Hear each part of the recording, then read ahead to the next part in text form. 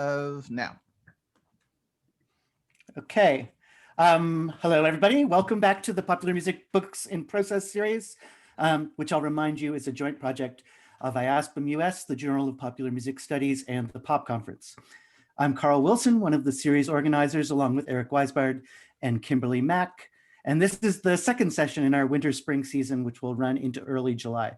You can find the whole calendar on the IASPM website, and you can find videos of past sessions on Eric Weisbard's channel on YouTube, which we encourage you to share with friends and colleagues and students. Next week, we'll have an interesting session about multimedia approaches to music writing. We'll be joined by A.D. Carson talking about his essay/mixtape, I Used to Love to Dream, with Stevie Johnson, AKA Dr. View, who created an album adaptation of Ralph Ellison's Invisible Man. But today, we've got William Robin in conversation with Alex Ross about Will's book, Industry, Bang on a Can and New Music in the Marketplace from Oxford University Press. By the way, if you scroll down in the email you got about this week's session, you can find a discount code for buying the book through the OUP website. Now, bear with me while I give you quick bios of today's guests. William Robin is an assistant professor of musicology at the University of Maryland School of Music. He's published work on contemporary music, orchestral culture, and early American hymns in various music journals, and he contributes regularly to the New York Times. He hosts the podcast Sound Expertise, in which he interviews fellow music scholars about their research. And Alex Ross has been the music critic for The New Yorker since 1996. His 2007 book, The Rest is Noise, won a National Book Critics Circle Award. His essay collection, Listen to This, appeared in 2010. And last year saw the publication of his third acclaimed book, Wagnerism, Art and Politics in the Shadow of Music, which we discussed here on the Music Book series in September. And again, you can still view that on YouTube. And of course, Alex has a list of awards and fellowships longer than all of our arms.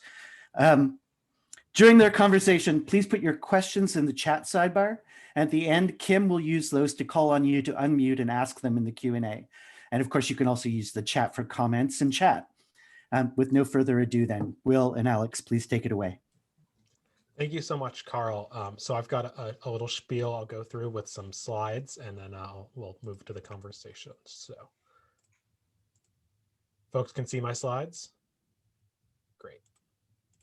So thank you all for coming this evening, and many thanks to Eric, Kim, and Carl for putting this series together and providing scholarly community in these difficult times. I'm very grateful to have Alex Ross as my interlocutor tonight. His book, The Rest is Noise, very much guided me to the musicologist I am today, instilling in me a love for 20th and 21st century music. Not long after reading it in college, I began pestering Alex over email if he knew of any good classical music summer jobs, and I found myself in the incredibly lucky position to be his research assistant. He's been a great mentor and close friend for the past decade and has been a very generous reader of this project since its early stages.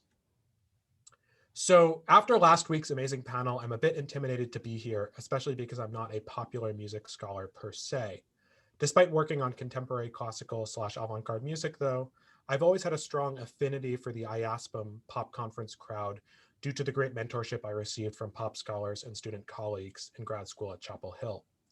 My book is very much indebted to the way that popular music scholars think about music as enmeshed in an institutional infrastructure and industry that studies of contemporary classical music often overlook. So I just want to talk a little bit about the origins and content of my book, which is out February 22nd with Oxford University Press, and then I'll turn it over to Alex for our conversation. So for those of you who aren't familiar with Bang on a Can, they're a multifaceted, hugely influential organization in American new music.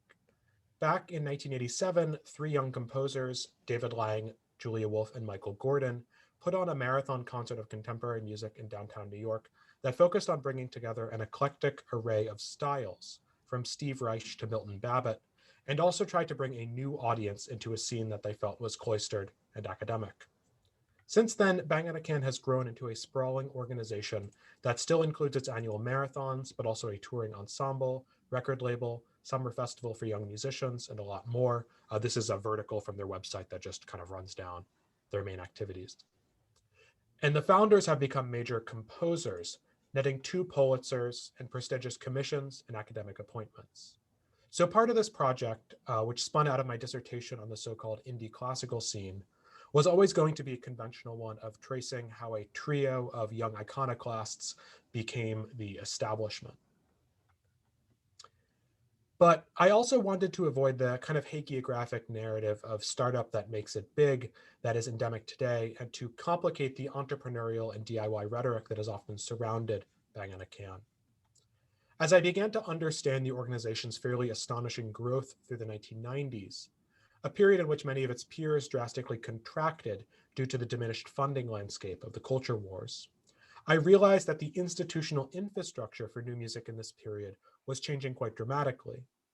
Bang on a Can emerged amidst an ethos that became newly ubiquitous in the 1980s and 90s, which I call new music's marketplace turn, in which institutions and musicians came to believe that the survival of contemporary composition depended on reaching a broad, non-specialist audience. This stance represented a clear and emphatic reversal of the Cold War ideologies of Milton Babbitt's Who Cares If You Listen, and a direct institutional response to the popularity that minimalism and neo-romanticism found in the 1970s. In the 1980s and 90s, the granting organization Meet the Composer facilitated contact between composers and the public. Government funders like the New York State Council on the Arts encouraged grantees to focus on audience outreach. Presenters like Lincoln Center saw contemporary music as a means to attract new ticket buyers. And the record industry looked to new music as an opportunity to amass profits. My book traces how Bang on a Can traipsed through all of these developments, ultimately searching for ways to grow the listenership for contemporary composition. I argue in my book that the organization's rise was a product of the individual ingenuity of its three founding composers, but also of significant shifts in the American musical landscape. And so in order to situate Bang on a Can within this kind of larger institutional milieu, I talked to 64 people and did research at about a dozen archival collections, including Bang on a Can's institutional archives, which include thousands of digital files of correspondence, grant applications, and publicity materials going back decades. The book moves chronologically from the early 80s to the late 90s. I start at Yale, where the three Bang on a Can founders went to grad school, and look at how that program was markedly different from other Ivy League composition departments, and that their teachers encouraged them to explore minimalist music and to pursue public careers in the marketplace, rather than become the typical Babbitt-style composer theorist. I then moved to look at Meet the Composer, a granting organization that sought to place American composers in dialogue with audiences, and which funded a massive composer in residence project at major symphony orchestras in this period, which David Lang participated in directly before co-founding Bang on a Can. My third chapter looks at the early Bang on a Can marathons in terms of how they developed their audience-oriented approach and eclectic curation. I also juxtapose them against peers in the downtown scene, like New Music America, and in the academic world, like the Group for Contemporary Music, in order to better understand what made these festivals distinctive.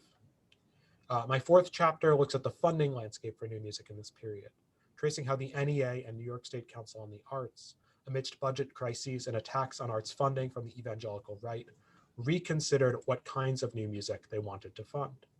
Bang on a Can was a beneficiary of a new set of priorities among funders to support organizations that embraced multicultural programming and audience outreach, whereas other peer institutions that refused to do so, like the Group for Contemporary Music, faltered. Chapter 5 looks at the origins of Bang on a Can's All-Stars Ensemble in 1992, which turned the organization into a touring enterprise, helped establish its cross-genre aesthetic, and also opened a new stream of earned income for Bang on a Can amidst declining public funding. The final two chapters examine how major classical music institutions turned to Bang on a Can in the hopes of rejuvenating their audiences and profits. Lincoln Center began presenting Bang on a Can in the mid-1990s as an attempt to draw new, younger listeners into their concert halls. And Sony Classical produced 2 all-star CDs in a moment in which major labels were suddenly investing in new music, after Henrik Goretzky's Symphony No. 3 unexpectedly sold 1 million albums for none such and made it seem like contemporary composition could be a huge profit maker. The book ends in the early 2000s as Bang on a Can starts a summer festival and its own record label and establishes a flexible institutional model that would allow it to endure through the crash of the record industry, the gutting of the NEA, and eventually the Great Recession. Since this is a popular music series, I'll conclude by saying that Bang Can's identity has always been strongly linked with the idea of blurring boundaries between classical and popular music. In the 90s, the three founding composers wrote music inspired by James Brown, Aretha Franklin, and the Beatles, and they very much ingrained a cross-genre ethos into the formation of their all-stars ensemble, with its amplification, electric guitar, and band-like imagery. In the book, I emphasized that there was nothing new about this in the early 90s, given what boundaries had been broken in the 1970s downtown scene. Instead, a crucial difference that I draw attention to between the genre bending of a Bang Can and the genre bending of an Arthur Russell, Leroy Jenkins, or Laurie Anderson is that the artistic practices of Lang, Gordon, and Wolfe are firmly entrenched in the classical tradition, and that they have always written fully notated music to be executed not by themselves, but by virtuosic performers like the All-Stars. And their increasing turn to rock in the 90s, though a genuine artistic interest, can also be seen as a strategic position amidst the marketplace turn, given that classical rock crossover was very much in vogue in this period. So for example, their famous live arrangement of Brian Eno's music for Airports was designed as an album for Point Music, a Philips imprint that also put out symphonic Led Zeppelin. So that's pretty much kind of what the book's about. I'm happy to talk more about any of this and plenty of stuff I haven't gotten around to speaking about. And I'm looking forward to chatting with Alex and hearing from all of you as well. So great, cool. Okay, the screen share has stopped. Alex, you're muted. Okay, unmute. Yeah, I'm so excited to see this book after many years in process. And yeah, I just want to testify that on my end, I've been very lucky to have Will in my working life, as well as a great friend for 13 or 14 years. And I'm sure those of you in institutional frameworks are more familiar with this dynamic than I am, but sort of someone who you may have played a kind of mentoring role for early on or helped out in some way. As you get older, they start mentoring you as you become a kind of bewildered, aging person. So that's kind of what it's been like. Yeah, well, it'd be, I think, really interesting for everyone to get into those questions about crossover and the kind of self-fashioning of Bang Can as a group that exudes a rock feel, I think was one of the operative phrases. But just to sort of go back to how you began writing about contemporary composers, because I remember sort of all the way back, I think your senior year of college, you wrote about Nico Muhly, right, for your graduate thesis, and then in graduate school for your thesis, you got into this question of indie classical and that whole cohort of younger composers, and then almost kind of stepping backward to Bang Can, an older generation who were sort of working through a lot of the same issues. So first of all, I mean, what is it like? What are the challenges of writing about living composers from this kind of scholarly musicological standpoint, especially when they're, out there on social media and can like talk back at you? Yeah, sure, they could be in this thing, although I don't think they are, but they which could. tends not to be the issue with Josquin Dupre or some other people. Yeah, I think that's yeah, I mean, it's an interesting challenge. Yeah, it's a big question. One I've been thinking a lot about. I'm actually right now putting together an AMS proposal for a panel to talk specifically about the kind of methodological issues around dealing with, that sounds not cordial, but engaging with the musical and composers.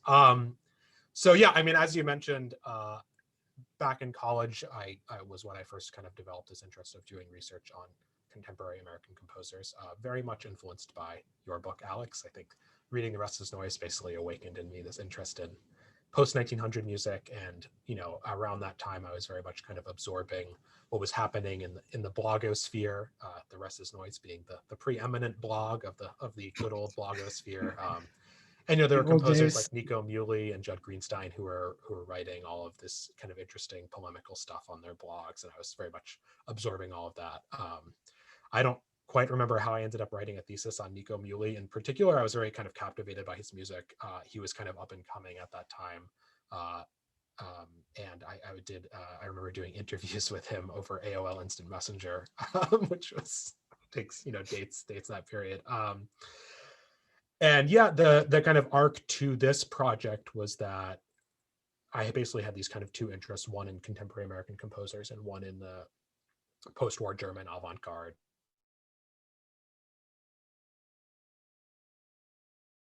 Thoroughly, and as I was kind of in North Carolina, I was watching this kind of New York scene explode around 2011, 2012. The Ecstatic Music Festival started up around then. New Amsterdam Records had been around for a few years, but was kind of getting some real mainstream attention. And it seemed like an interesting thing to try to chronicle what that would look like as it was happening and to kind of situate it historically and ethnographically. And I was very, I'm still very grateful to have been at a graduate program that really encouraged that as a means of engaging with a big project like a dissertation. I think there are other graduate programs that would kind of say, well, wait until those people have died before you try to sort out what they did. But Chapel Hill is a program that brings together the kind of, I think the selling point was lower M musicology, in the sense that like musicology, ethnomusicology, popular music studies, music theory. And so, a lot of it for me was finding approaches from ethnography and interviewing and participant observation, but also learning how to make one's way through an archive and understand what an archive can and can't include. And so, yeah, basically I decided to do this dissertation on indie classical, which at the time I was kind of using as this big broad brush term to refer to,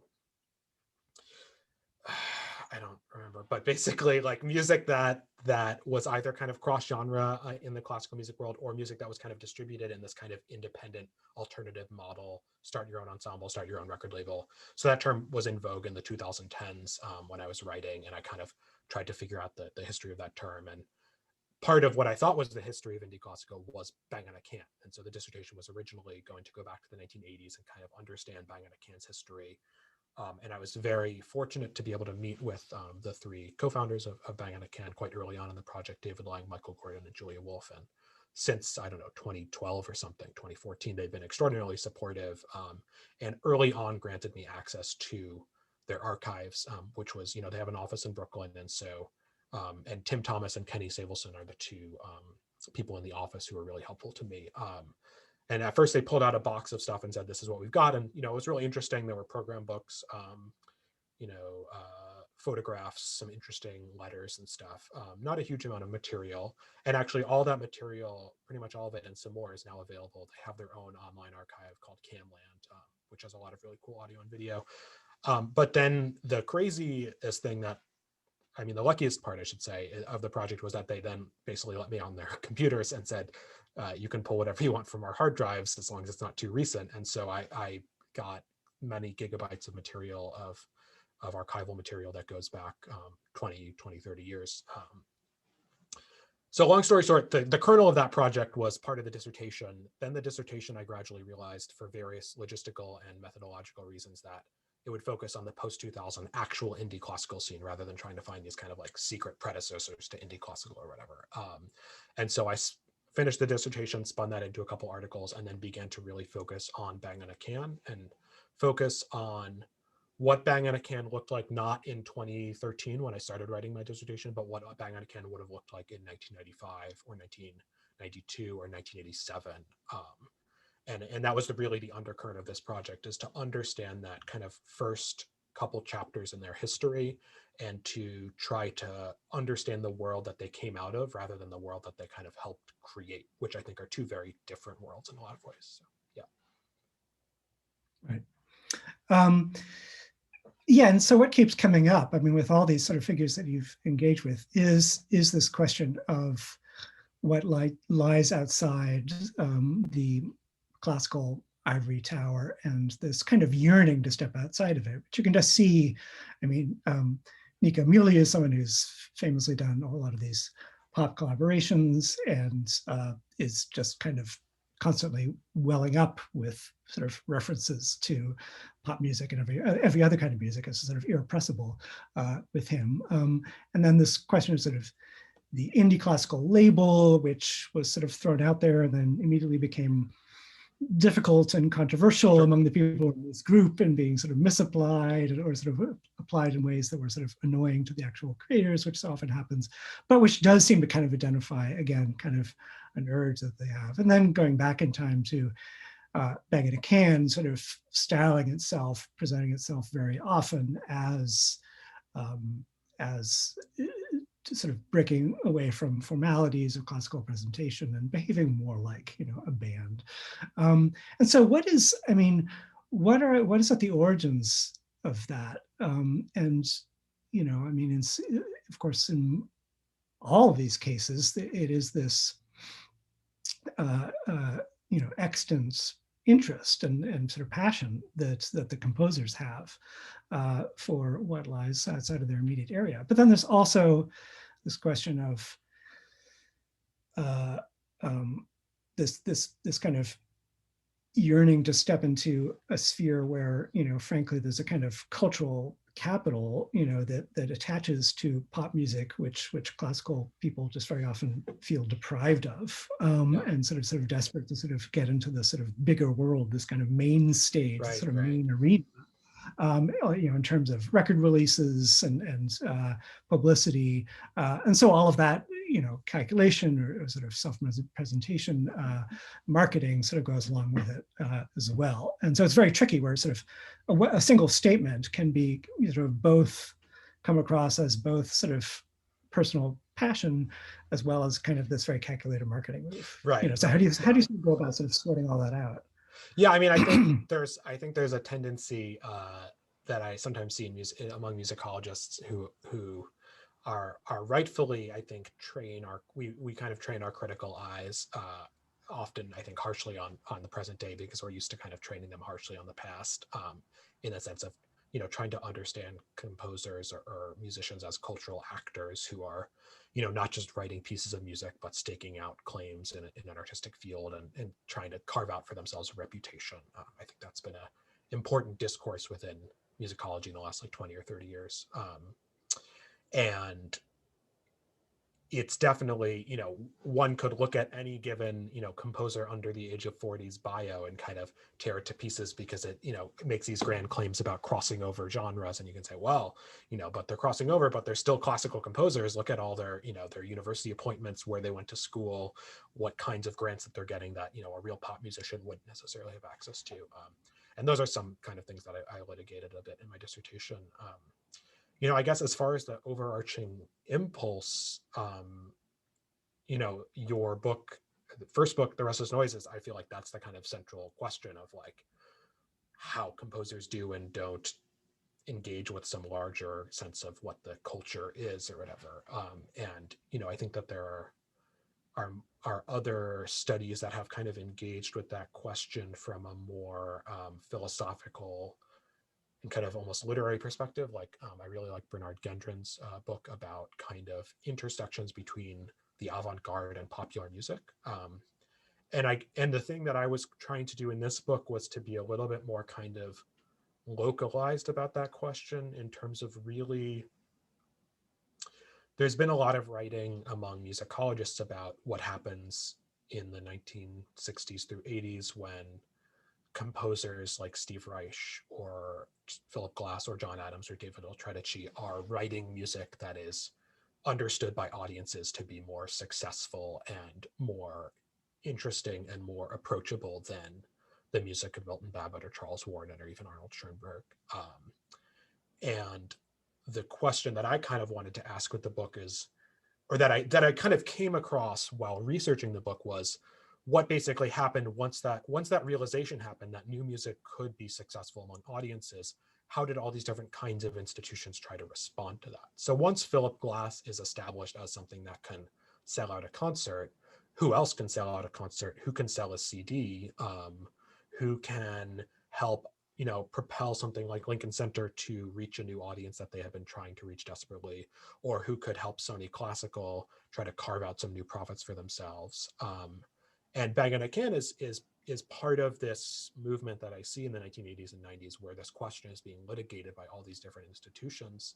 And so they all have this obviously very strong personal attachment to wanting to make their music, and not just their music, but other composers' music too, more relevant to a cultural conversation. And they do all kinds of things, both in terms of the organization that they start and how they run that organization, how they market and publicize that organization. But also I kind of talk about a little bit less so, I would say, than I could have, the music that the three founding composers write, how it changes through the 1980s and 90s. And I don't necessarily see those changes. It increasingly becomes, I think, more interested and influenced by rock as any kind of selling out. I don't see it as any attempt to capitalize on the popularity of popular music or whatever, but it comes out of a response to what their organization is doing. David Lang, who is the most kind of academic of the three composers in terms of his training, he really kind of got a really strong background in serial composition in the late 70s and early 80s. And some of his early music is very kind of, his music still is very kind of influenced by a lot of pre-compositional maps and serial procedures that, although it sounds different than the kind of music that Milton Babbitt was writing in the 1960s, and maybe operates under some of the same principles or shared principles. But when we spoke in one of the interviews, he kind of said, or maybe this was actually, no, this wasn't one of my interviews. This was an interview at the Yale Oral History of American Music. He said, basically, after Bang on a Can started, my music kind of began to change. I'm paraphrasing. The response basically being that as this organization became something that was seeming culturally relevant, as it was kind of creating a space for these composers to explore in a different way, his music started to change too. And the foundation of their All-Stars Ensemble in 1992, which I mentioned in my talk, this amplified sextet, which combines classical and rock instruments, very much kind of ingrained that really something that was kind of part of the Bang on a Can ethos in the late 80s, really kind of ingrains it and puts it at the center of the Bang on a Can ethos by the mid 1990s. Right. Something I really admire about how you went about doing this was that I think you struck a very fine balance between, having a critical perspective and a skeptical perspective at times when it came to sort of some of the rhetoric, some of the claims, some of the publicity end of it, and just sort of the framing and some of the tensions in terms of how they were framing themselves.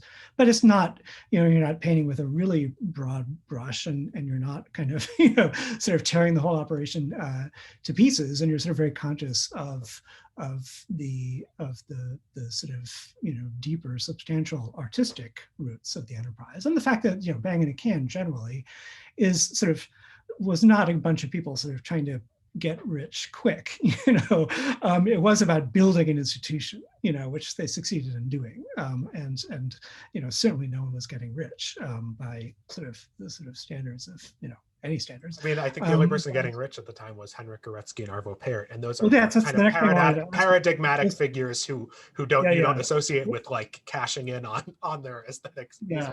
Well, let's get into that, because that was that has a, of course, your book is about Bang on a Can and this specific institution, but as you're painting this bigger picture of the marketplace turn and what happened to new music in the 1990s, especially, and what was going on at the record labels and the sort of bigger performing arts organizations, the Goretzky Third Symphony freak pop breakthrough was the main event of that era, and had this enormous effect on how people sort of went about presenting music at that time, and sort of what labels were doing. So just sum up that event quickly, and a little bit of the sort of aftermath of the chase to make the next Goretzky Third. I just want to briefly return to kind of the first half of your question before getting to the Goretzky phenomenon, which is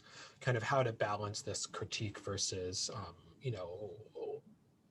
sympathy and empathy towards what artists are trying to do at any point in their careers.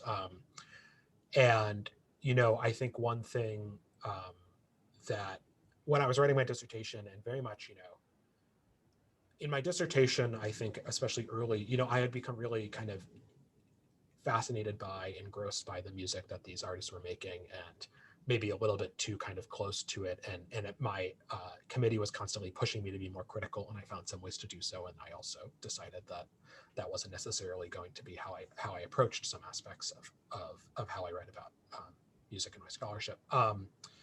But I think that, to me, the most interesting way to be critical in a project like this was to find the voices who were being critical in their time, which is to say, to nuance.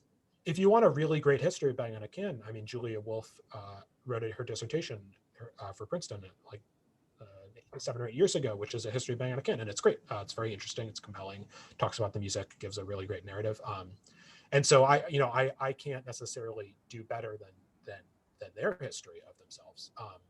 But bringing in all of these other cultural actors, institutions, other musicians, some of whom, criticize Bang on a Can, like, some of them are people like the critic Kyle Gann, who starts off writing for the Village Voice in the late 1980s. And, in his first year on the job, maybe writes about the second Bang on a Can marathon. And for several years, he loves it. And then by the 1990s, he's very jaded against it. And there are all kinds of reasons, which we don't have to get into, why that might have happened. But certainly I could not have said anything harsher about Bang on a Can that was not already said by Kyle Gann in 1996 or something.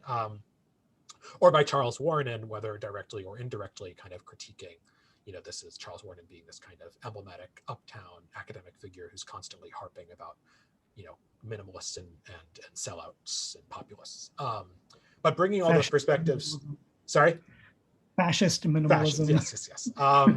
Bringing all those perspectives together and kind of showing them in tension and showing how some institutions in the 1990s, and this gets back to the Goretzky question, did well and some institutions did not do well, and how their individual identities and priorities related to what was being funded in that period, what was being reviewed, what audience showed up to what kinds of concerts, I think helped kind of bringing this whole ecosystem into view, I think helped me find a way of being both empathetic and critical, I guess.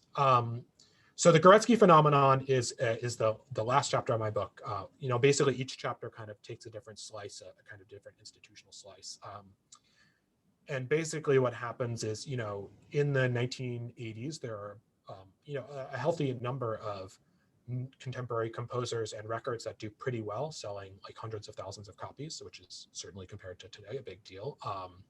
Arvo Pärt sells a lot of records for ECM. ECM starts its new series in 1984, I think, to release Arvo Pärt's music. ECM, which had been kind of a experimental jazz European imprint. What was then CBS, signs a contract with Philip Glass, releases Glassworks and Songs for Liquid Daisies, kind of crossover projects that sell several 100,000 records. ECM had released Steve Reich's music for 18 musicians after Deutsche Grammophon recorded it and then didn't know what to do with it in 1978. And that sold, I think, around 100,000 records. Robert Fink talks about that in his great book on minimalism. But holy minimalism as this kind of aesthetic combining basically spiritual Eastern European composers like Arvo Pärt, Henryk Goretzky had this kind of vogue in the late 1980s, John Tavener, another one of them. And then, basically Bob Hurwitz, who was at Nonesuch and had become Nonesuch in the 1980s, had developed a kind of model for putting out these composers who were relatively popular, but also considered an artistic success. I think that the New York Times calls them like the both an artistic and a commercial success. John Adams, Steve Reich, Glass a bit later, I think, Kronos Quartet, and also people like Cayetano Veloso and I'm forgetting the name of a couple of them. But anyway, Hurwitz decides to record the Goretzky Third Symphony, which probably everyone here has heard. It was not the first recording, it was like the third or fourth recording, and the piece had kind of been a cult phenomenon, and then basically suddenly this record in 1992 starts just like going crazy. There's a fantastic Musical Quarterly article about this, whose author I am blanking on, but I can put in the chat later, or if someone else can put in the chat, that traces all this. You read a dissertation about it. And so I draw on that a little bit for the kind of understanding of the Goretzky becoming a phenomenon, which itself is really interesting. And so once Goretzky basically starts selling, I think, 10,000 copies a day and hits the British pop charts, and there are all kinds of reasons why that happened, every big major classical label says we have to come up with our own new music series. And Nonesuch is already kind of locked in, or ECM have locked in all the holy minimalists and all the kind of regular minimalists. And so everyone's coming up with their own plan. I talk about BMG launched this imprint called Catalyst, which was curated by Tim Page. I talked to Tim, who's a fantastic writer and critic and thinker, about that label. is very short-lived, but he kind of tried to create his own kind of hip sensibility for new music with it. The other one is Philip starts Point Music, which is curated by Philip Glass, and as I mentioned, releases in the late 90s the music for airports, as well as things like symphonic Led Zeppelin, as well as Eno in Bowie, and Glass's, or really just Glass's Low Symphony. These symphonies drawing on popular music. And then Sony tries to start its own new music imprint. This is when Peter Gelb takes over Sony. There's a lot happening, all these kind of shakeups in the record industry. And one of the things that a producer named Martin Harry, who I spoke to, who's not a well-known figure in any way, but basically kind of recruited Bang on a Can to this potential imprint for Sony, released a couple albums. They kind of thought they were gonna sell a gold record. It didn't really work out that way. Some of these things took off really well. The two Bang on a Can albums on Sony did not. Music for Airports did a bit later, but better with Point. There's, just to wrap up this little kind of case study, which is I think really interesting and revealing of one particular avenue of the marketplace turn, which is record labels basically trying to profit off of contemporary music, which is certainly not something, profits are not being made in other parts of the marketplace for new music. Basically in the 90s, records had, the CD was becoming the new technology for classical music. Every major classical label re-released their entire catalog from record to CD. Everyone bought all of those CDs who had the records, and then sales began to tank because there was this slump. Everyone owned every recording you could have of Beethoven's Fifth. The classical labels basically thought they could keep releasing new recordings of Beethoven's Fifth, and instead there was this decline in the market. And so new music was one of the ways that they thought that they could unlock some new profitability. Crossover like the Three Tenors was another way to do so. Gelb at Sony ultimately realized that film music was the way to make money. So things like Crouching Tiger, Hidden Dragon, the Red Violin and its soundtrack, and then ultimately like Titanic is the kind of direction that Sony goes in, which kind of I think sums up the story decently well. So yeah, and the issue there, of course, is that these sort of attempts to find the one blockbuster record, that might be the sort of leader, for the rest of the catalog is just kind of completely unhelpful to this question of building an institution and actually really building an audience for sort of a particular group of composers. And so that's ultimately something that feels like Bang on a Can kind of glances against that and sort of briefly flirts with it, but sort of ultimately it has, very little to do with their kind of long-term plan, which has persisted, even as the sort of situation at record labels is so completely kind of. Yeah, and they start their own label in 2001 too, basically after brushing up against pretty, I think, largely unpleasant experiences in the mainstream record industry. And when you talk to composers today, they think it's like the idea of a new music symphony selling 1 million copies is like the most absurd thing in the world. But part of the narrative of the book is to show some of that, a lot of these kind of resources, whether it was from the record industry or federal funding or organizations like Meet the Composer that don't exist in the way that they used to, kind of propped up Bang on a Can's early history, that helped Bang on a Can become what it is today, that do not exist for composers today either. So yeah, sorry, I interrupted you though. Yeah. Now, at what point should we start doing the questions from the broader public? Is that now or keep going? I think if you want to maybe talk for another 5 minutes or so, we could probably open it up at around 5:45. Or if you feel like this is a good moment to do it, then we've got some people lined up. And I was about to nudge David Grubbs in the chat because I'd be very curious to hear the perspective of one longtime supporter of the new on another. Anyway, so either way, but it's I think it's Kim who's going to be fielding the Q&A this week. Are you out there, Kim? I'm here. Alex, do you want to ask one or two more questions and then maybe we'll jump to the audience? Yeah, that sounds good. Yeah. Just to get back again to this sort of nomenclature, this sort of the pop music kind of self-styling question. I remember sort of as a critic, it's something that that actually kind of pissed me off at the time, like back in the sort of early mid 90s. I found it sort of unappealing, and there were sort of these great bands that I was already following that I thought were very artistically substantial, and I just didn't necessarily see the need for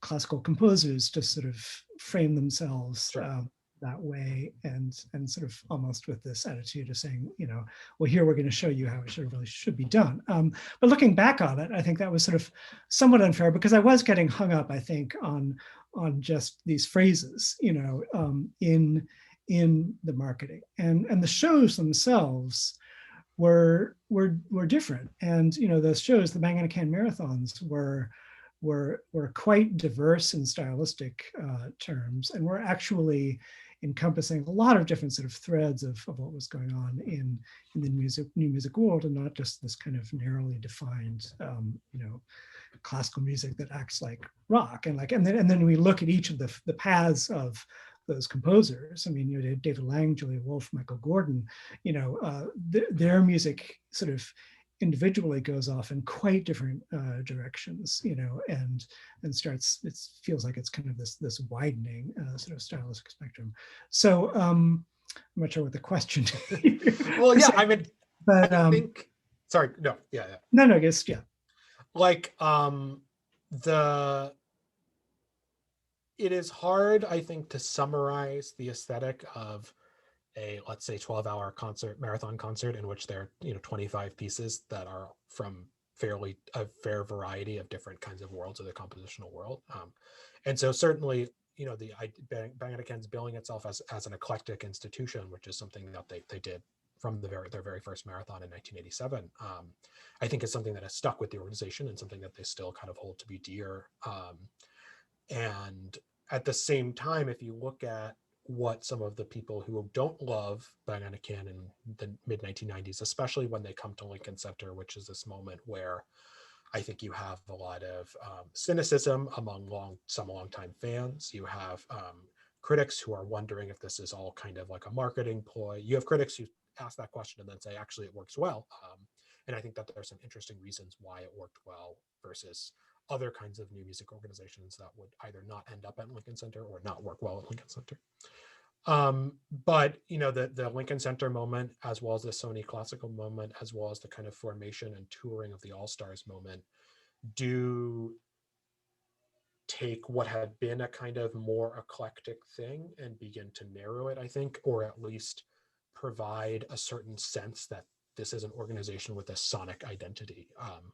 And part of that is, I think, an accident of the fact that if you're recording a CD, the people who are producing the CD, including Bang on a Can, wanted to have a kind of unified sound. And so, when their first record on Sony Classical comes out in 1995, Industry, Robert Schwartz, who was a fantastic writer in the 1990s and died of AIDS or complications from AIDS, and chronicled Bang on a Can this period. He writes a review of it for the New York Times where he describes Bang on a Can-ism, that like there's a codified kind of post-minimal aesthetic, what Kyle Gannon this time called totalism, post-minimalism plus rock being the kind of thing that you could hear in the mid-90s pieces by David Lang, Michael Gordon, and Julia Wolfe for the All-Stars. And there was other stuff showing up on the marathons, but there was still some sense that Bang on a Can and the All-Stars, as they started especially taking this on the road, and what was a 10 or 12-hour marathon now became, a 2-hour chamber music concert, amplified chamber music concert. There's an increasing sense of rock being a kind of orienting device around which Bang on a Can orbits. Certainly they encourage that, I think, in their marketing and publicity, and they still do, and I think that's great.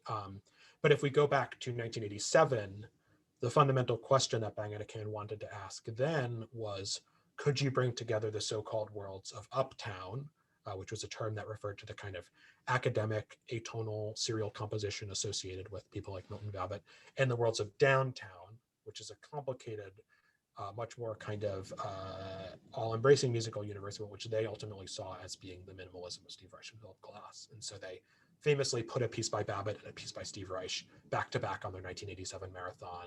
And as the story goes, the two composers kind of either refused to meet, or like, one was in the hallway and didn't want to see the other one, or one arrived late. But Bang on a Can retells that story again and again and again, because it's kind of foundational to this idea of breaking down the boundaries between sub-styles within contemporary music. And then through the 1990s, they begin to use that story as the kind of first chapter of a larger story about breaking down divisions between, not just within a musical genre of, let's say, contemporary concert music or whatever, but between the musical genres of classical music and rock. And now there's all kinds of things that Bang on Can presents. The composers have gone in all different directions. I don't think it would be easy to summarize a single kind of strand or current, but yeah. Yeah, well, just to wrap up my end of things, to talk about what Bang on Can is doing right now. You do wrap up your book sort of pretty much around the year 2000, sort of early 2000s. What, just looking at what they've done more recently, and especially to actually talk about the online marathons that they've done in the pandemic period. And they were one of the first organizations to really jump in and start doing things that wasn't just sort of repackaging of extant, videos, but actually putting on quote unquote concerts, commissioning new pieces. And what differences do you see in terms of their lineup now versus the 80s and 90s in terms of how they're defining themselves? And I think, diversity, it's a very diverse cohort of composers. Now you see more composers of color. That's very noticeable. But yeah, what other sort of trends do you see? Yeah, I've been watching Bang on Can has been doing these great live stream marathons every couple months. The next one is on February 21st. And they've been commissioning all these works. And, one of the things that is consistently, I think, interesting about Bang on Can is that they have this summer festival for young musicians, and it's a fairly open festival in terms of who they accept. I've done been faculty on their media workshop there, which has been a really great experience. So, I'm probably getting this wrong, my paraphrasing, but they kind of say like, if people don't necessarily have to apply to be an oboist at the Bang on Can festival, they can apply if they're a guitarist or if they play koto, and you can apply as a composer or a performer. And so all these different kinds of people show up and end up making music together. And a lot of those people find their way to the marathons, and they kind of cultivate younger composers and younger musicians. And I think a way that's really important. And so, yeah, the argument that I think people have been making for 20 years now is that the 21st century is a very fragmented musical century in which you have composers pursuing all kinds of different stylistic directions, and also within those kind of directions pursuing an extreme degree of eclecticism in their own music. And so I think it's hard to predict what one might see at a Bang on Can marathon. And I think that's a good thing. Yeah. Great. Should we move to the audience? Yeah. Why don't we start with some questions? Christy J. Wells has a question. Do you want to unmute and ask your question? Sure. Hi, Will. Congratulations on Hi, thank you. The book done. Great to see you. I'll read my question and acknowledge it's kind of a little bit playfully written in the style of a musicology conference question to underscore the theme of register and institution that's at the heart of it. My question is about archives, ethnography, and the specific small m assemblage of methods and sites that inform your work. So for me, coming from jazz studies, there's a particular history of jazz scholarship as such emerging from certain streams of jazz criticism, and the historiography of that relationship is a big focus in jazz studies as a field. So my question for you is, given the amount of writing that you do for public venues, where do you situate your own work in relationship to the practice of criticism, the world of musicological scholarship, et cetera? And how do you see the different institutional contexts you've traversed in your own career impacting your work and the fields, however you would define them, in which it lives? Thank you. That is a big question. Thank you, Christy. One thing that immediately making the kind of comparison to jazz's engagement with jazz criticism, one thing that I tried not to do too much of in this book was reception history, which is to say there is a ton, and Bang on Can's archive has a lot of the reviews on their website, ton of Village Voice columns, ton of New York Times columns, ton of all kinds of other both local and national papers and magazines writing about Bang on a Can through the 1990s. And it's voluminous and great. And one could easily write a book of kind of the reception of Bang on a Can. And there's a lot of reception in my book, but I also wanted to really focus on the institutional responses to that, and specifically kind of look within not just Bang on a Can as an institution. There are about, I would say, maybe 8 other major institutions that are a part of the book where I went to their internal archives. One of the big institutions that I spent a lot of time with was Meet the Composer. Their archives are basically offsite in a storage facility housed by New Music USA, which is their successor organization. And so I had those paid to have them brought to the New Music USA's office and spent a lot of time going through them. Another was the really amazingly, I have a newsletter post about this because I think more scholars need to know about it, but the New York State Archives in Albany, I don't know what their coronavirus protocols are. I imagine it's not easy to get materials from them, but I was going to go up there because they have publicly accessible a ton of grant application materials from the New York State Council on the Arts, which is essentially the statewide version of the NEA in the 1980s and 90s and earlier than that and later than that. And actually, at least pre-pandemic, I discovered that you could request scans of that material and you could pay for them, but it was not a crazy amount of money to pay for them. And so the incredibly amazing staff there scanned thousands of pages of grant applications that included, I have all of Bang on a Can's grant applications from the late 80s to the early 2000s to the New York State Council on the Arts. And those include like basically every kind of budget they have ever had, office reports. They include actually the program reviews of the organization, which is to say like what the New York State Council auditors are saying, basically what the peer panels are saying about these organizations. They include really interesting things like the New York State Council on the Arts would send out, I'm blanking on the word for this, but basically they would hire young composers to show up to concerts and write about them, these kind of like internal grant reports. And then I also got those reports for about 6 other organizations that were comparable organizations, the Group for Contemporary Music, Experimental Intermedia, the Downtown Venue, to be able to really kind of understand what, as much as possible, this fuller institutional picture. And also so much of what I learned from that material complicated this kind of the big narratives that you often see playing out in reception history, which is certainly something in jazz history, right? Like there's the big narrative happening in downbeat, and then there's what the actual musicians are talking about. And, you know, in that case, there's obviously extreme, you know, very issues of race and privilege that are shaping all of that.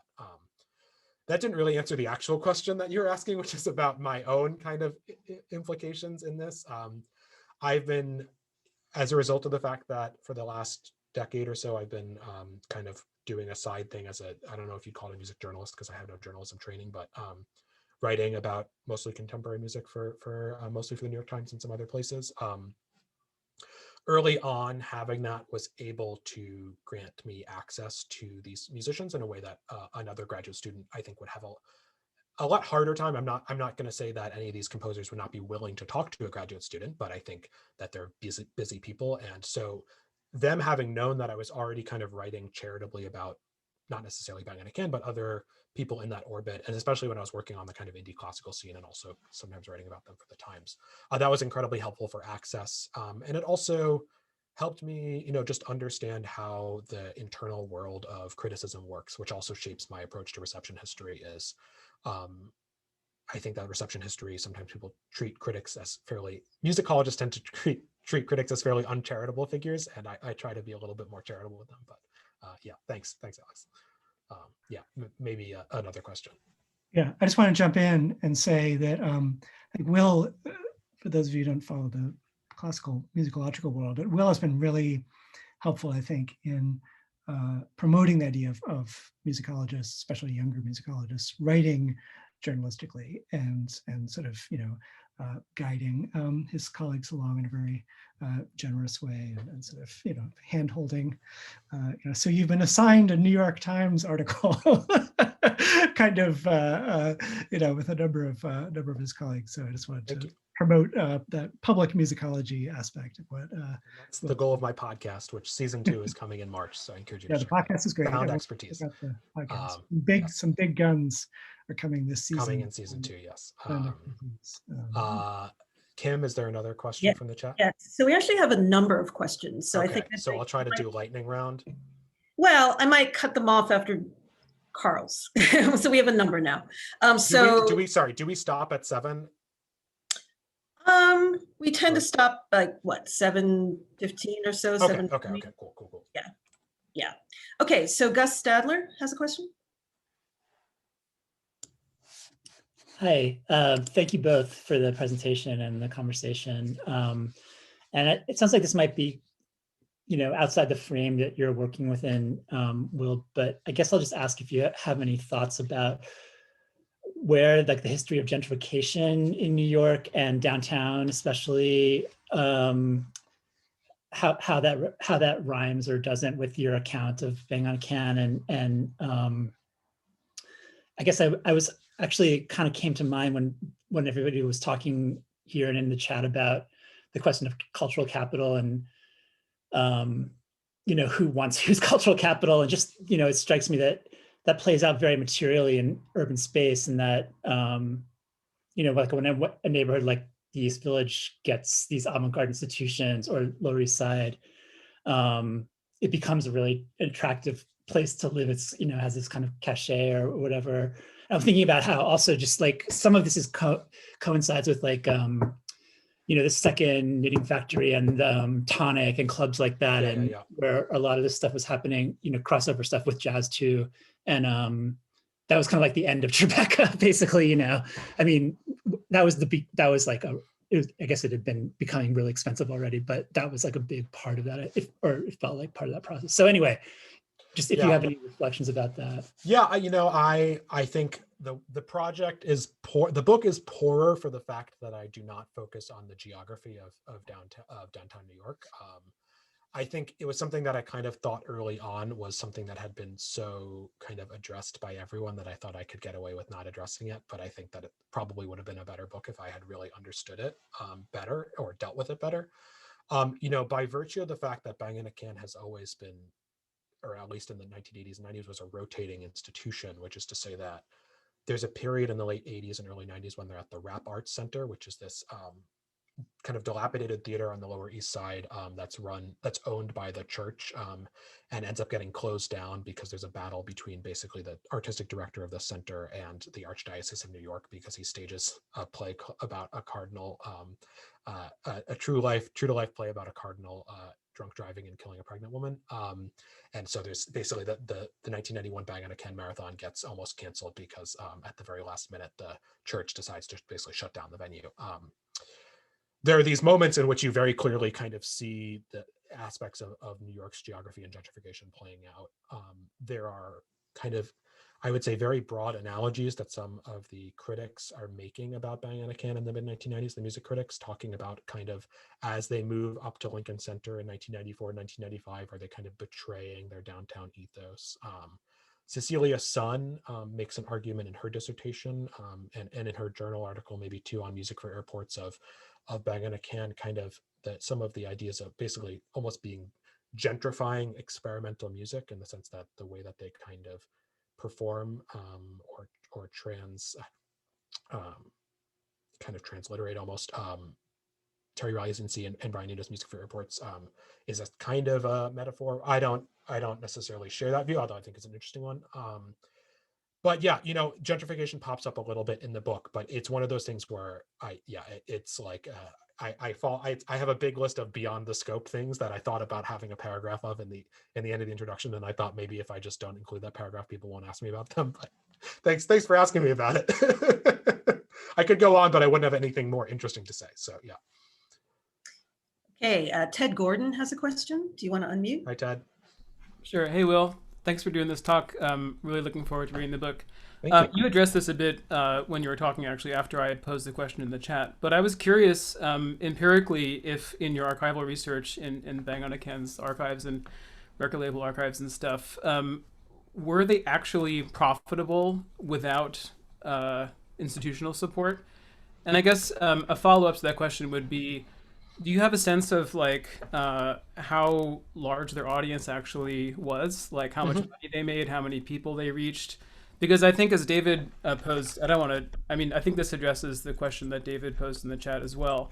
But yeah, it seems that like record labels could always make bets, right, on artists and manufacture a lot of records and distribute them. But it seems like the allure or the fantasy of like we're like rock bands, we're entrepreneurial, may be hiding, like, you know, there might be like emperor's, you know, clothes situation or something. Yeah. So just curious if you had data about the sales and stuff. Yeah. The first part of the question was about the profitability, so-called profitability. So, you know, one of the conclusions that I basically draw at the end of the book is that contemporary music has always been a nonprofit enterprise and will always be a nonprofit enterprise. There is an impulse in the 1990s towards, and I deal with this in the kind of funding chapter, there's a rhetoric around the idea that new music can be successful without government funding in particular, or maybe even without the nonprofit infrastructure. And the answer is that it can't be. And the record industry chapter is kind of the litmus test of that, which is that's where the profits might come in, and the profits do not come in enough to make this a nonprofit enterprise. I do have very precise, I have a big graph in the book, which basically breaks down all of Bang on a Can's funding through the 90s in terms of its income. And so there are a couple of trends that I draw attention to. One is that the largest swath of its income from the late 80s to the early 90s is foundation funding. So they were very good at getting grant money and very successful at it. They sent in hundreds and very, not ruthless, that's a bad word, very dedicated. And I think they spent a lot of time on that. And I think in a way that a lot of composers don't like doing that. And I think that they may not have not liked doing it, but they were good at it. And in the second half of the 1990s, their largest source of growth is what's called earned income, which is basically nonprofit revenue generated from sales and services. So ticket sales in this case. So when they start the All-Stars unlock a new stream of revenue, in part because Bang on a Can is selling tickets to its New York marathons. The All-Stars allows them to get, you know, contracted fees from presenters in other cities, as well as audience fees. So their budget grows from $11,000 in 1987 to about $500,000 by 1998 or 9 or so. It's around around like $1 to $2 million their budget today, but I deal with it in the epilogue very briefly. It's a little complicated because they have a few different kind of granting projects housed under them that don't necessarily relate to the kind of core Bang on a Can activities. So as far as the audience thing goes, I do again have Bang on a Can reports on basically all of its kind of figures on audiences throughout the whole period that I have the granting information I do. And so basically that the 1987 marathon, they sell it out for about 400 to 500 people show up. And then they essentially sell out most of basically all their marathons through the 1990s, which range from venues that hold 300 people to venues like Alice Tully Hall that hold 1,000 people. And then, you know, a lot of All-Stars concerts sell out. The records do not, except for the airport's record ends up on the ambient charts. None of the other records end up on the Billboard charts. So I don't have precise sales figures for the Sony albums, although it was very clear that Peter Gelb was kind of disappointed in their sales, and Bang on a Can kind of felt that Gelb did not really do enough for them, and really Sony didn't really understand what to do with them once they signed them. I just pulled up a paper that I'm giving in a couple of weeks where I break down, like just briefly give some of their kind of like success from the 90s. This is just from a granting report from their 10th anniversary season, which is like 96, 97. They report that 20,000 people had attended 47 of their concerts. So I don't, like, the thing is with the number thing is that I'm less interested in showing the question of like how many, like what defines popularity in the world of new music. I mean, I know very clearly that Bang on a Can is much more popular than Specula Musicae. I don't necessarily think that they were more popular than Philip Glass, but also like how do you define Philip Glass's popularity? So I was much more interested in the kinds of gestures of this being something that people take seriously and importantly, and that it's no longer in the 1990s something of, sure, popularity is okay, but like that's not important to what we do, and we kind of shy away from that because that's populist, of this being something that's important to these institutions, and that's a measure for their success. So yeah. Right. Thank you, Ted. Joe Mabel has a few questions, but if you could just choose one. Of course. So I guess I'm trying, you've talked a good bit about who was critical of them, but not really what their criticism was. And I'm trying to understand, are these people who just don't like popular music and think only arts music should exist? Or they think they're falling between two stools? Or they're thinking people from the classical world shouldn't go that direction? What is the substance of the criticism? I would say all of the above in terms of the various kinds of criticism offered. So one criticism that Gann raises in the 1990s in the Village Voice is that Bang on a Can had kind of started off as this homegrown thing and become this more kind of like, he doesn't use the word corporate, but this kind of more institutionalized Lincoln Center thing. And he believes that they no longer support the music of their kind of younger colleagues. There are some reasons why I think that line of criticism exists that I'm not going to get into, but that was one of the lines of criticism. There are also composers. I mean, there are people who are critical of basically anything that has any connection to popular culture and minimalism. Milton Babbitt and Charles Warren being the two kind of figureheads for this. Warren being the most vocal about it. And Warren does not have any public comments about Bang on a Can, but I interviewed him before he passed away, and he said negative things. Unsurprisingly, he said negative things about minimalism, and that comes from this kind of belief that goes back to the Cold War. It goes back obviously much further, but Martin Brody has a really great article from a while ago now about the way that Milton Babbitt constructed a kind of critique of popular culture and mass culture out of a kind of Cold Warrior persona developed in the from the 1930s to the 1960s. And that is kind of weaponized. I mean, that's weaponized against minimalism beginning in the late 60s and early 70s, and basically comes in the form of like, this music is populist, it is pop culture, it is sellout, it is fascistic, as Elliot Carter compares minimalist speeches or minimalist music to the speeches of Hitler.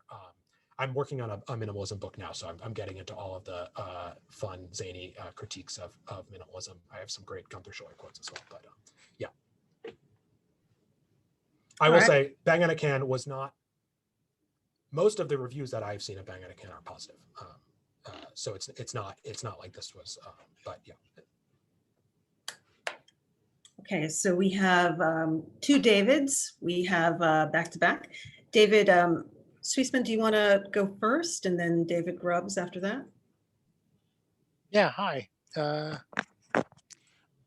Will, I'm looking forward to season 2 of the podcast. Oh, thank you. Yeah.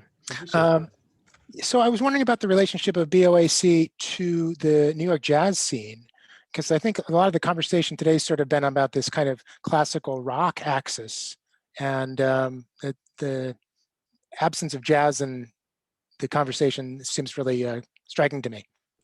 Yeah, that's a great question. Thank you.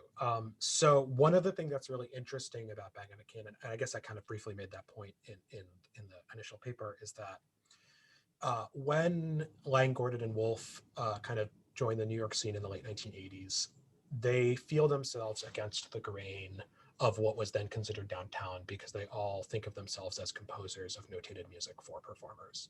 Now, Michael Gordon is an exception to a certain degree because he has his own band, the Michael Gordon Philharmonic, which is basically a kind of composer-performer ensemble in which he performs electric organ.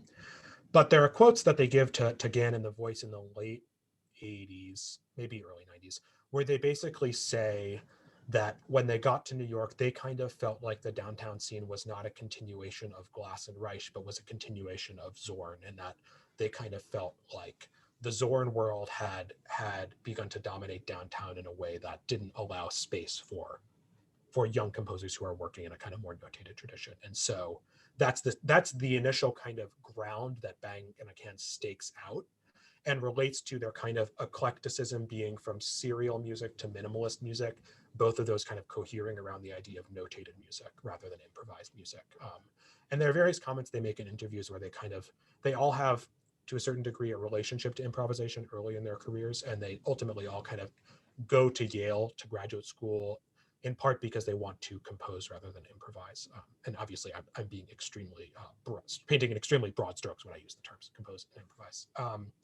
And so from the beginning, they do program people in the downtown scene, the downtown jazz scene, I should say, or whatever term we might use for that kind of improvisation scene, on their marathons. People like Shelley Hirsch and David Weinstein show up. Zorn's music is performed. I can't remember if Zorn himself performs. They also do something really interesting quite early, which is that they begin to commission works from composers who were often not being commissioned by new music organizations because they were seen as improvisers. So they commissioned a string quartet from Muhal Richard Abrams in the early 1990s. There's an archival recording of the piece that's really interesting. They also do this with there's a kind of like fun streak behind this. Like originally they wanted to commission a string quartet from Glenn Branca, who's associated with noisy electric guitars, and a electric guitar quartet from Milton Babbitt. They end up obviously not doing the Babbitt commission, but doing a kind of Martin Bresnik commission as a kind of, I don't know, a consolation prize or something. So yeah, jazz is always something that, to a certain degree, as composers, they don't necessarily share that interest in, but that shows up on these marathons and moves into that orbit. But I juxtapose Bang On It Can's in one of my chapters, Bang On It Can's early history against the New Music America festivals, because New Music America was fundamentally kind of oriented around what John Rockwell calls a post-literate avant-garde, the idea of composers who are working in the experimental jazz world, in the kind of post-Cagean classical world around graphic scores and electronics, and in the kind of minimalist world. Whereas Bang On It Can is very much a kind of quote unquote literate avant-garde in that they primarily focus on notated composition. Does that make kind of answer? Thanks. Okay, David Grubbs, do you want to? Yeah, sure. I wanted to say that I really appreciated the Musical Quarterly article that you circulated, and I thought that the research in that was extremely valuable. So the information about the formation of Meet the Composer, discussions within Meet the Composer about diversity and commissioning, and the discussion of the Horizons '83 New York Film Festival. It made me reflect on that particular moment and where one begins a project like this, right? Because 1983, obviously, there are still echoes of the founding of the Next Wave Festival from '81, which comes from the success of Satyagraha in 1980, and it makes me think about the resurgence of opera, within funding structures like this. But my ears really pricked up in your introduction when you said that one of the basic aims of the book was to complicate the entrepreneurial narrative, and I'm kind of curious. I mean, I'll read the book, but I'm curious to hear you summarize that, because I feel like I've seen many, branching arguments that I'm sure are developed in the book, but because you brought it up in the introduction, I would like to hear you say a bit more about that. Yeah, thank you. I think it unfortunately, whatever the quote unquote press tour in my basement for this book is going to be, will largely revolve around conversations around Bang On It Can. Whereas Bang On It Can is the title of the book, but I kind of only think of it as like half of the book. And the other half is bringing in all of the other organizations that shared their ethos, helped generate to a certain degree Bang On It Can's ethos, and sustained it, whether that is in terms of public and private funders, granting organizations like Meet the Composer, which I write about. Meet the Composer the book is basically a shadow history of me. It's like basically that Meet the Composer is like the second character running alongside the history of Bang On It Can, because Meet the Composer is this organization that emerges in the 1970s and founded by the composer John Duffy, who passed away a few years ago, and had basically the two same staked claim for the two same things as Bang On It Can. One was bringing together composers from across the stylistic spectrum and trying to reintroduce composers to a mainstream public. And They organized all these incredible projects, including the orchestra residencies program through the 1980s and 90s, which placed a number of American composers in major symphony orchestras, made the careers of people like Joan Tower, John Adams to a certain extent, Libby Larsen, Alvin Singleton, and really, I think, didn't just kind of present different kinds of music back to back as Bang on a Can did, but kind of famously among composers, not famously among anyone else, got like Charles Warren and Philip Glass to sit in the same room together and cooperate to adjudicate grants. And this was not an easy task, and one that pretty much every composer I've talked to deeply, deeply valued. I was at a memorial service for John Duffy in 2015 or 16 in New York, and it was John Carigliano spoke, Steve Reich spoke, Charles Warren was there, and like every person that you think of as being part of a kind of different aesthetic universe opposed to each other was all there to basically praise Duffy. And the reason why Meet the Composer is relevant to Bang on a Can's history is that David Lang basically works as an assistant to Jacob Druckmann, his teacher from Yale, for one of the big Meet the Composer projects, the New York Philharmonic Horizons Festivals. He gets to know John Duffy quite well, and basically the year before Bang on a Can starts, he's doing that work. And Meet the Composer provides Bang on a Can with its first grant. And so some of it complicating the entrepreneurial landscape is to show what these other institutions are doing, why Sony Classical is doing what it's doing that allows Bang on a Can to get a contract, rather than saying it's, Bang on a Can triumphant and ascendant, saying the reasons why Bang on a Can was able to do all the things that they were I'm going to mess up the quote, but I think a lot about the Obama, you didn't build this quote, which is like a mangling itself of a quote where he's kind of saying all of you businessmen, you didn't build your companies on your own. Like there were roads put in place by the government. There were, bridges built. I think of all these other institutions as building these bridges and roads. Some of them are actually government institutions that kind of complicate this picture. So the book is, each chapter is Bang on a Can within or against some other institutional setting that kind of clarifies that entrepreneurship or DIY-ness. Great. Thanks so much. Oh, and Luke Howard is the name of the guy who wrote the Goretzky article for Musical Quarterly. It's a great article. All right, that was great. Thank you, Will and Alex. And oh yeah, thank you. Yeah, and